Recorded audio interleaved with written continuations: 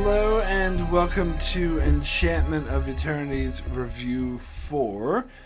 Operation Annihilate, which is episode 30 of season 1 of Star Trek The Original Series. This video is a part of a series of videos where I review every episode of Star Trek The Original Series, one episode at a time.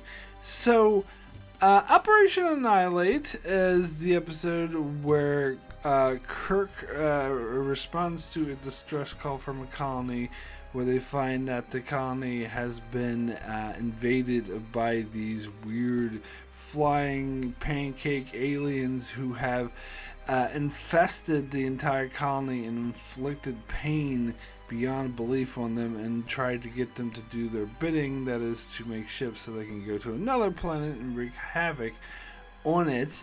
Spock himself gets attacked by one of these beings and suffers through immense pain, but he uses his Vulcan discipline to overcome the pain and help them work to find a solution, which they eventually do by using bright lights. They discover that bright lights kill these aliens, so they use it to kill the alien infesting Spock. However, Spock is blinded by the event, and then they discover afterward that it's only a certain kind of light that actually doesn't affect people's vision that could kill the creature, so blinding Spock was completely unnecessary, but they use this method to cure the rest of the colony on the planet, and Spock actually regains his vision because Vulcans apparently have an inner eyelid, so everything is a-okay.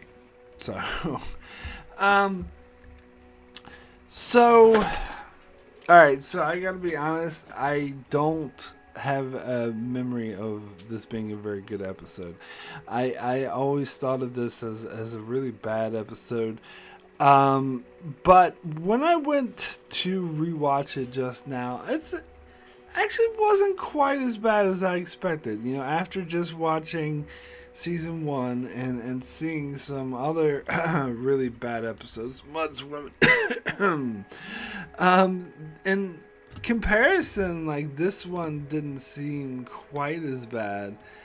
It's still not good, don't get me wrong. I still have a lot of issues with it and I still don't like it, but I don't think it would make a top 5, man. Probably not even a top 10 worst of TOS episodes. It definitely wouldn't, actually. It's not the worst thing I've seen. But the first thing I will say about this episode is that it does come off as a very typical schlock B-movie horror, 60s horror thing. You know, it's funny because I looked up some trivia on this episode, and apparently this episode is one of 2 episodes that use an exclamation point in the title. I actually should have said Operation Annihilate because it uses an exclamation point. You know the other episode in the Star Trek franchise that uses an exclamation point? Bride of Chaotica.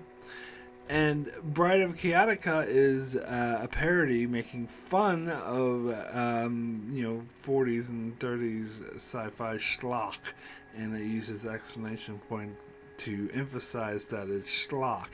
And so this episode is schlock, and I think the exclamation point kind of goes along with it. It's not obviously just the exclamation point I'm talking about. It's just having these horror monsters inflict this terrible pain on everyone and control people's minds and try to get them to do things, and one of the main character gets infected by it and they're all like hemming and hawing on what to do about it. It seems very schlocky, very reminiscent of some of the worst like B movies. Something that would imagine like there be the dude with the 2 robots sitting in the theater watching and making fun of.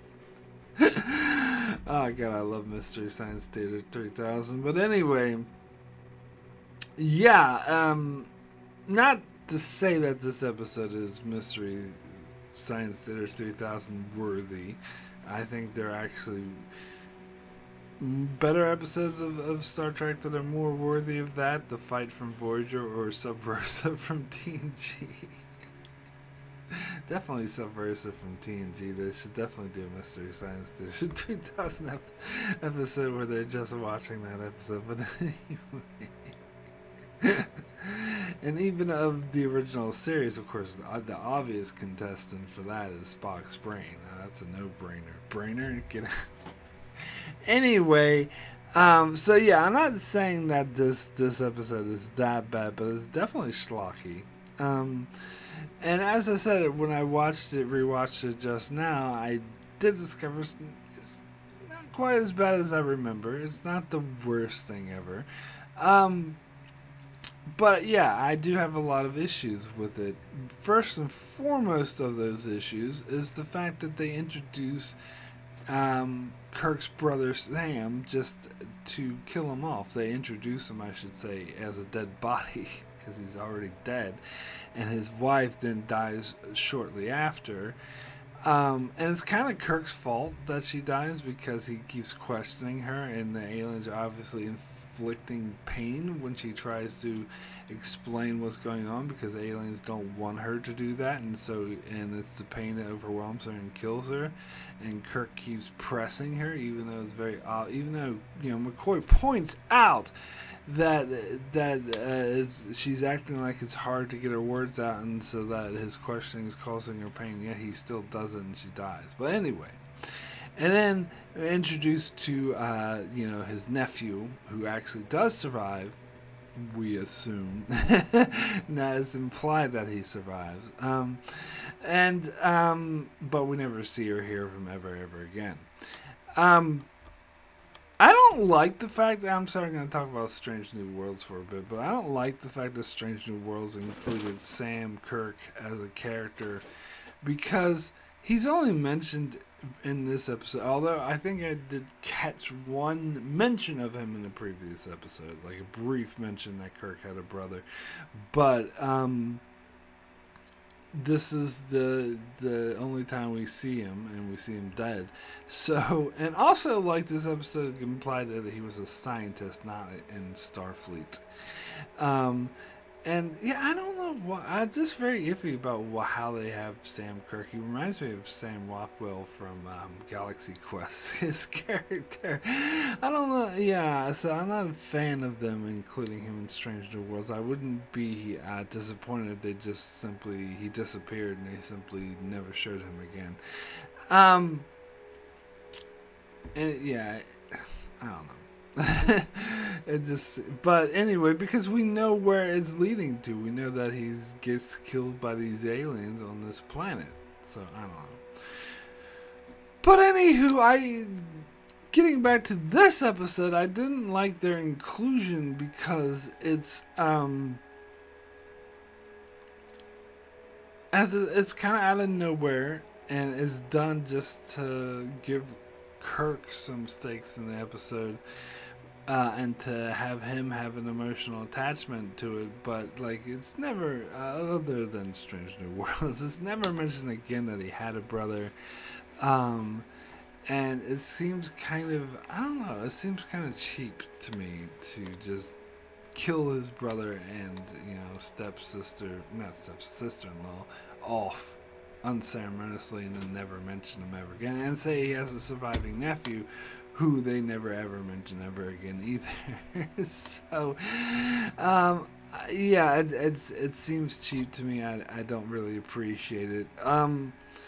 And yeah, most of this episode is actually just boring, to be honest. It's because I remember when I first saw the images for this episode before I actually watched it, I was like, saw images of like everyone firing their phasers at these alien things. I'm like, oh, this seems like a really intense action episode, but it's not. It's actually really boring. The majority of it just consists of them hemming and hawing about how to kill off this infection, and they have no idea how to do it. And I think it takes them way too long to figure out that it's brightness, because, Kirk, McCoy, and Spock are like these brilliant scientists, and they've been trying everything over and over again. And Kirk even says, like, what elements? Because they have the example of this dude who at the start flew a ship into the sun, and right before he died, he's like, I'm free!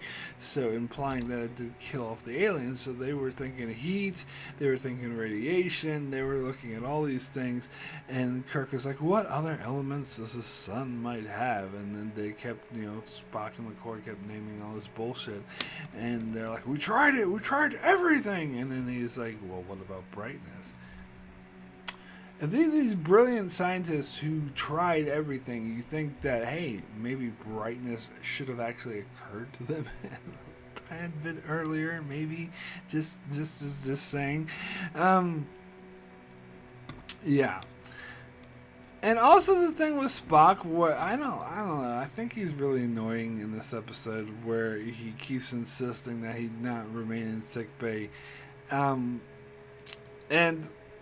that there's a scene where he gets up out of sickbay because the alien's controlling him, so he tries to take over the ship because the alien wants the ship. And again, it's very schlocky. But anyway, so they managed to. It's actually kind of a decent scene where they have to have 6 people pin him down in order to stop him, and they return him to sickbay, and Kirk orders McCoy to have Spock put in restraints so he can't break out again. And I guess to be honest, I hadn't remembered this part of the episode, but when they showed him in just these straps around his arm, I'm like, that's what you call restraints? You think that's gonna hold a Vulcan? And sure enough, when he wants to get out of bed, he just easily goes and rips it off. I'm like, you need better restraints than that. We've seen a force field, maybe. I don't think this is before force fields have been established in the original series, or at least a more hefty sort of containment, like a metal plate that's locked to him, not or whatchamacallit, arm bracelet things that are metal that are locked in place to the thing, not just these fabric straps which you can easily just go oof. And that was pretty idiotic. And also how Spock, he says he's fine, but he tries to beam down to the planet when Scotty and the other security dude or engineer dude, whatever, red shirt guy, when they try to stop him, Spock tries to Vulcan nerve pinch them and beat them up. And Scotty eventually holds his phaser on Spock, and then Spock he calls for the captain, and then they ask Kirk to, please, I want to go down to the planet because I'm the only one not affected by this thing. Why didn't Spock just do that in the first fucking place? Why did he, if he's actually fine and not in control by the alien, why would he attack his own crewmates? Because he's so desperate. Get off my green screen. Because he's so desperate. Yeah. Oh, I got a bit of a reflection back there going. Notice that, where that's from. Hey, stop it! Stop. Leave the green screen alone. Stop it. Anyway. So. God damn it. Come here. No attacking the green screen. Stop attacking the green screen. I think the other kitten's behind the green screen, moving shit around, making him want to attack. No! Stop! Stop! Ah. Alright. So anyway, anyway, so yeah, so I think it was just fake stakes. It's just so they could have some tension in this otherwise boring episode. By having Spock attack Scotty and the other dude for no good reason. He should have just went to Kirk in the first place. And plus, it makes him seem untrustworthy. If I were Kirk, the fact that he was attacking his own officers, his fellow officers, for me would be reason not to trust him. But Anyway, but enough beating around the bush. Let's get into the biggest issue with this episode, and that is the Vulcan inner eyelid. Now, I was gonna say this is never referenced ever again, but I looked it up. Apparently, it is mentioned briefly in Enterprise in season 4 when they did the Forge trilogy. But, you know, Enterprise tries to constantly play homage to the original series. Really, it was plot contrivance to the extreme. And just the way that it's brought up seems like such a ridiculous afterthought. Like, when Spock is like, oh, I'm blind, and everyone's so depressed, and like, oh my god, Spock's blind. And then he's like, oh, I'm fine, that's fine. I totally forgot if Vulcans had an inner eyelid. Like, no, he wouldn't have. He's like, he tries to explain it. I was like, oh, it's, you know, you kind of forget about the way you forget about it, your appendix or whatever he said, you know. But humans are aware it exists, especially if it's relevant to a certain situation. And so having Spock forget of the fact that he had a Vulcan inner eyelid is bullshit. And it was so dumb. It's so dumb. He should have realized this from the beginning. Like, he's like, oh, gee whiz, I just totally forgot. Like, that's stupid. And it's so contrivance, they obviously just made it up. I mean, you could say, well, it makes sense because Vulcan's bright and hot, but it's obvious they just made it up for plot convenience, it's just something that the original series does a lot. I talked about this before, how they just invent Vulcan traits whenever they need something to fit the plot. And in this case, it's like, oh, let's have him have this inner eyelid so everyone thinks he's blind, but then he can see again and everything's okay. It's lazy writing to the extreme. But there's another issue I have with the ending sequence, is that so they realize that it's brightness, so they put the creature in the little chamber and they crank up the brightness really, really high, and then it dies, and they're like, cool. And then immediately Spock's like, all right, now do me. And McCoy's like, well, no. First of all, McCoy should have known that this would blind Spock. Why didn't he know this? And secondly, Spock's really insistent. He's like, I need to go in there right now and do it. And McCoy's like, okay, here's some protective goggles. And Spock's like, well, the people on the planet won't have protective goggles. Well, the people, but... And Kirk's like, he's got a point there, McCoy. Actually, no, that's a shitty point. Because when you're doing controlled experiments, sometimes you do want to recreate, if you want to do this on a practical level, you want to recreate the conditions at the practical level, sure. But at this early stage, like, I don't think it would hurt to have him have goggles, and then if it worked, then they could figure something else out for the people on the planet. But there's no reason to blind him, in which they should have realized immediately that they would blind him. But the biggest complaint I have about this whole sequence is that, so they go and do the experiment like almost immediately after killing the thing.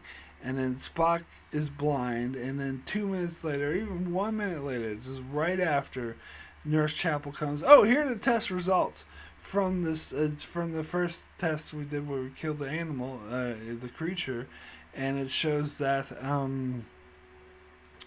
that was just a different kind of light, and they didn't actually need to blind someone to kill the creature. So here's a question. Why the hell didn't McCoy wait to get the fucking test results before running this experiment?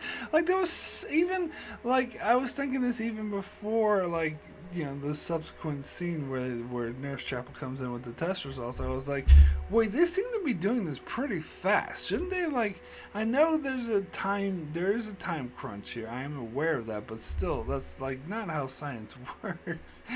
You don't just immediately, like, oh, so it worked on this creature. Let's throw, you know, a sentient being into this thing, not even bothering to look at the fucking test results from the first experiment. So let's just jump right into it. And then, later in the episode, McCoy is like really down on himself about Spock being blind, and Kirk's like, it's not your fault. Bones, it's not your fault. And I'm thinking to myself, hey, actually it is. It totally is, because he's a moron and not doing his job correctly. He couldn't wait 2 fucking minutes to get the fucking test results before running this experiment. It's totally his fault. And to be fair, though, Spock and Kirk share some of that blame as well, because Spock himself is an intelligent scientist who should know better, who should know to get the test results before jumping into something. But he was the one who was like, test me now, do it now, I want to do it now, you gotta blind me right away. And then Kirk was the one who approved it. So they're kind of all morons, and to an extreme that I don't buy.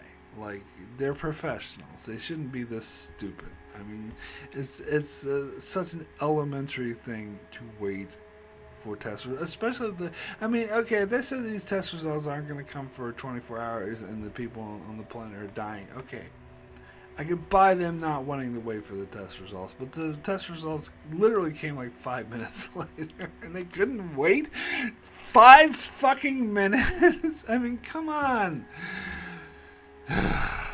Anyway, and also, now that I mentioned it, the whole scene with Kirk saying and going to Bones being like, it's not your fault, Bones, it's like they're playing it off like this really emotional like thing that happened, and that this really character affecting, and that Bones is devastated and Kirk is devastated, and it's a huge thing. And then 1 second later, Spock just walks on the bridge and is like, oh, I'm fine, I got an inner eyelid.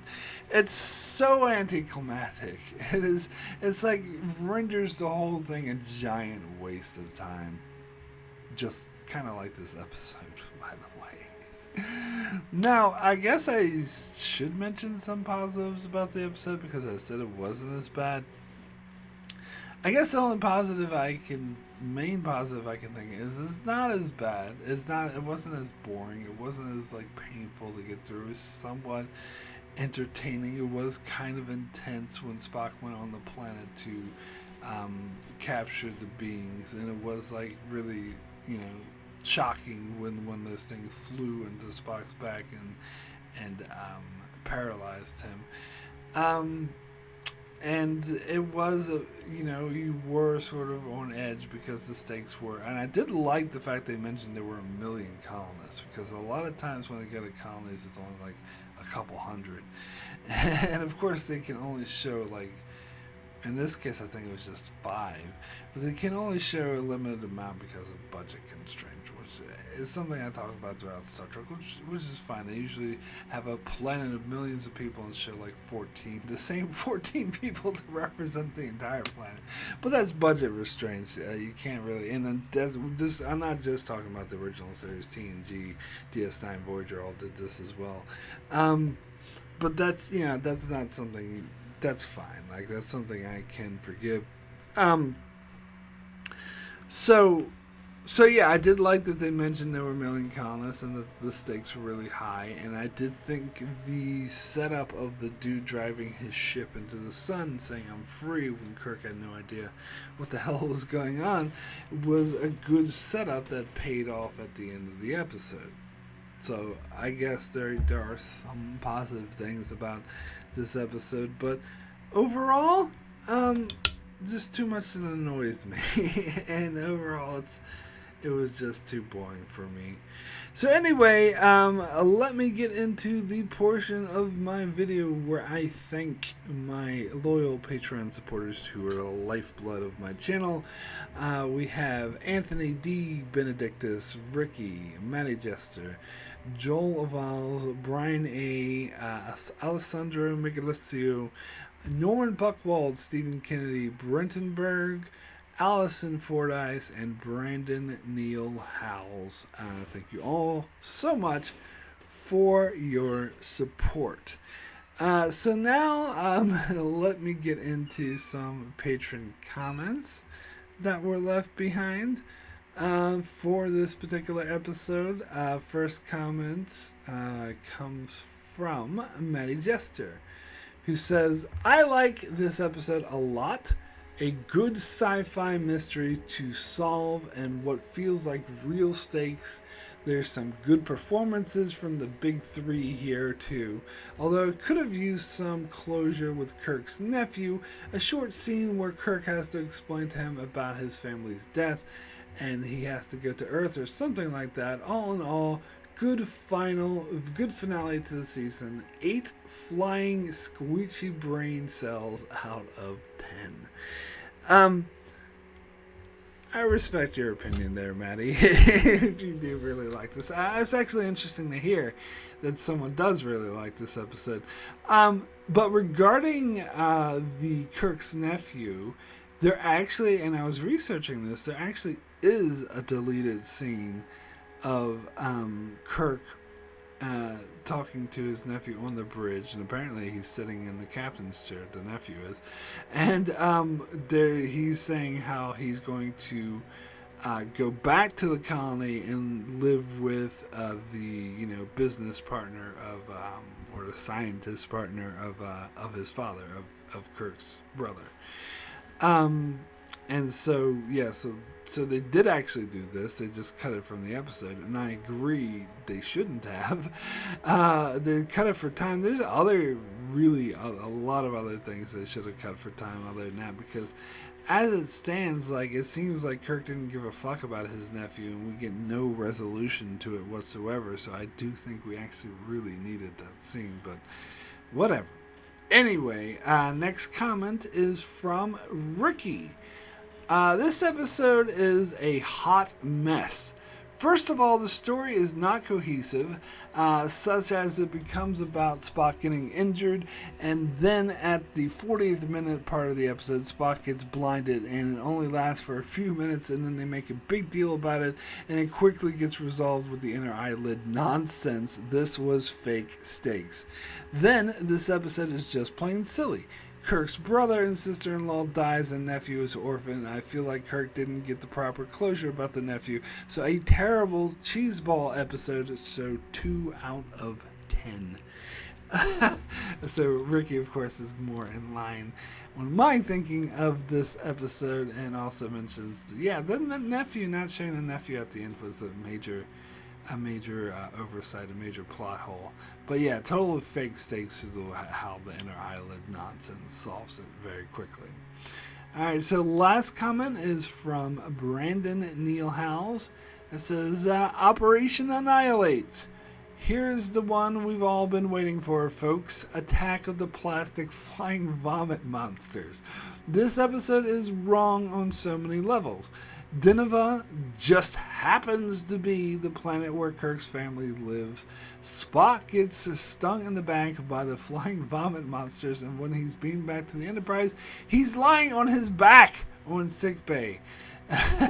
He's also strong enough to control pain and has an extra eyelid, which most Vulcans forget about, kind of like human would forget about their appendix. What? Kirk's orphaned nephew, Tommy from And the Children Shall Lead, spends the entire episode unconscious. We never learn what happened to him, and the episode ends with another joke about Spock's ears. And I'm left wondering if killing all those monsters is genocide. 2 out of 10. That's a good catch with Tommy from And the Children Shall Lead. I'll be honest, I read this comment before I watched the episode, and when I watched it, that's all I could see. I was like, hey, it is the kid from And the Children Shall Lead, but I never noticed that one before. And yes, god damn it, the stupid jokes they end at the end. In this one, they make a joke about Spock's ears, and I hate these jokes that they end the episode on. And this was like a situation where entire planet was like millions of people's lives were at stake, and they were being tortured for 8 months. They had to live in excruciating pain. And Spock just went through this ordeal where he had to do the same thing, and they can just sit around and laugh and make jokes about it. Like, get the hell out of here. Oh, and that was a good catch about Spock lying on his back. I didn't notice that one. He was stabbed in the back. So let's have him lie on his back. Yeah, that's smart. So anyway, my rating for Operation Annihilate out of 10 is going to be a 3, very poor. So yeah, I think I would have given this a 2 in the past, but as I said, watching this again, I did appreciate it slightly more. It wasn't maybe quite as bad as I remember it being, but still a 3, which is still a bad rating. It's still got a lot of issues. I agree that the plot was all over the place. That it stagnates and it gets boring through most of the episode, and it is very schlocky throughout the entire episode, and it just throw in Kirk's brother and kill him off unceremoniously, which is kind of annoys me. And yeah, the way it's resolved with the inner eyelid is fake stakes, and it was total bullshit. So yeah, overall this is not a very good episode.